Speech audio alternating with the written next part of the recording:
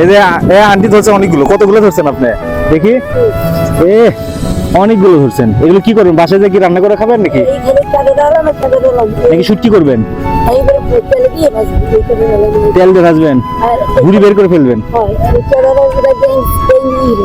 তাই? হ্যাঁ হ্যাঁ, সেটাই তো। দেখেন এই মাছগুলো ধরছে, এখন এই মাছগুলো বাসায় নিয়ে গিয়ে তেল দিয়ে ভাজবে, মানে মাছ ভাজা যেটাকে বলে জোয়ারের পানি।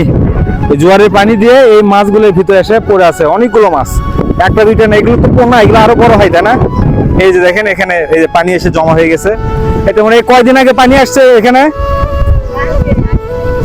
মানে আজকে আসছে এখানে, মানে গতকালকে ধরেন, গতকালকে পানি আসছে। ওই পানি একবার ওইদিকে চলে গেছে,